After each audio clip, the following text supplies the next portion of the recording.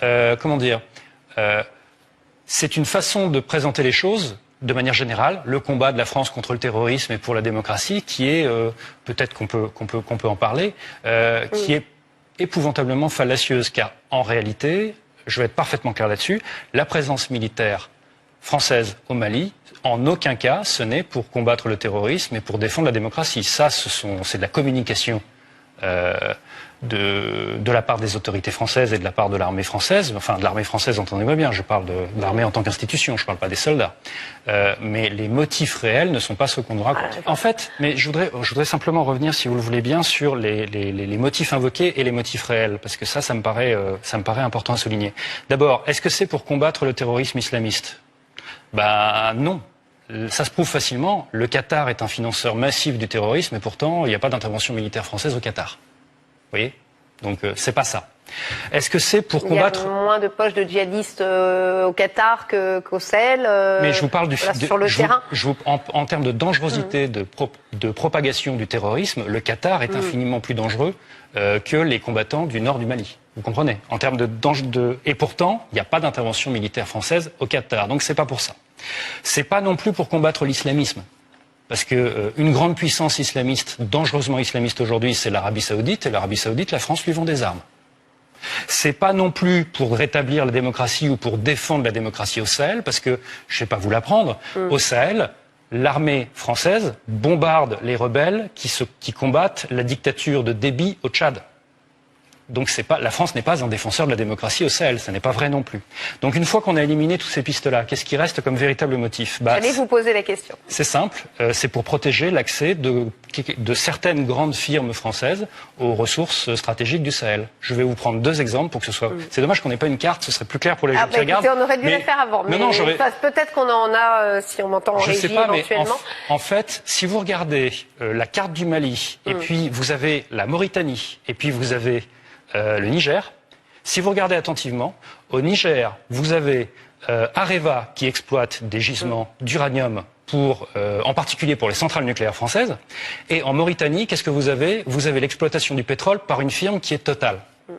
Et entre ces deux zones, vous avez quoi? Vous avez le nord du Mali, où vous avez une situation de révolte.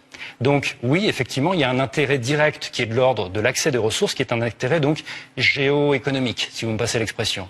Et donc c'est ça le motif fondamental de la présence militaire française au Sahel, parce qu'ils ne sont pas qu'au Mali, et non pas des considérations sur la défense des droits de l'homme. Tous les hommes qui se sont penchés sur le Sahara ont estimé que d'immenses richesses dorment aujourd'hui sous le sable. Richesses minières, richesses pétrolières. Mais les moyens techniques financiers à mettre en œuvre pour l'exploitation rationnelle de ces richesses sont d'une importance telle qu'aucune des régions limitrophes n'est capable de les réunir seule. Précisément, Monsieur le Ministre, que peut-on attendre dans les prochaines années de la mise en valeur du Sahara? Nous attendons beaucoup de la mise en valeur rationnelle des régions sahariennes. Mais je voudrais vous dire, ou plutôt recommander à tous, la prudence. Le Sahara, en effet, regorge de beaucoup de richesses. Mais pour le moment, pour l'instant, ce sont des richesses mortes. Il nous faut des moyens financiers, des concours techniques, du travail. Néanmoins, nous sommes en droit de dire que le Sahara, rationnellement exploité, peut constituer des sources immenses de richesses, non seulement pour les habitants du Sahara, pour les populations riveraines, mais également pour l'ensemble de l'Union française. Ce qu'il faut retenir surtout, c'est la source de pétrole, la source énergétique, si capitale à l'indépendance politique de la France et partant de l'ensemble franco-africain. Nous voulons en effet, par l'exploitation des richesses pétrolières, rendre à la France et à l'ensemble de l'Union française leur indépendance vis-à-vis de l'étranger en matière énergétique. C'est un facteur très important dont il faut tenir compte quand on pense, quand on songe à la mise en valeur des régions sahariennes.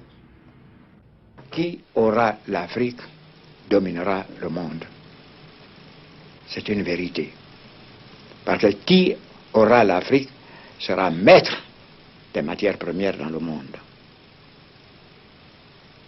Soit qu'il développe ces matières, valorise ces matières premières pour son économie, ou soit qu'elle empêche que sa matière première parvienne au camp adverse.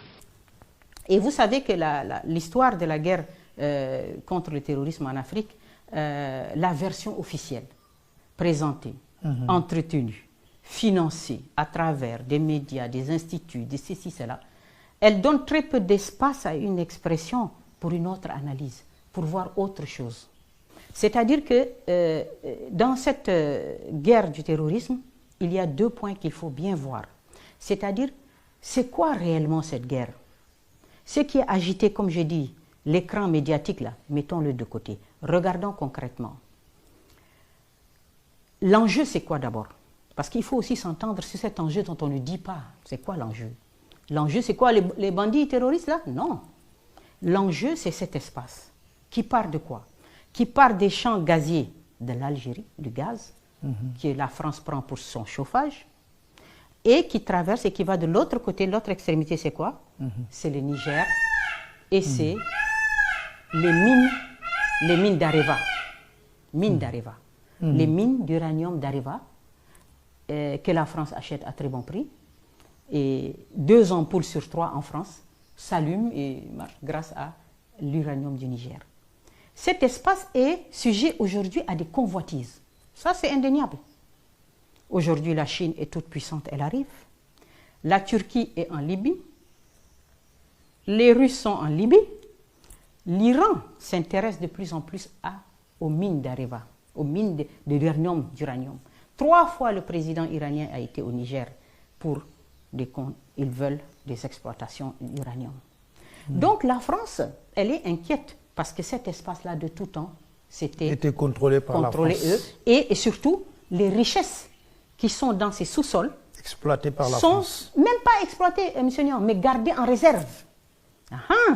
C'est gardé en réserve. Si elles veulent, ils disent que non, il n'y a pas de financement d'exploitation. Non, c'est pas exploité. Mais seulement, ils disent qu'on ne veut pas les exploiter. Mais on veut vous empêcher, vous aussi, Africains, de les exploiter. Parce que, sinon, si on vous laisse, les Russes vont venir vous proposer quelque chose, vous allez dire oui. Les Turcs vont vous proposer, les Chinois. Mais si vous sortez tout, nous, on a quoi? Donc, personne ne touche à cette zone. C'est une zone qu'on garde en réserve.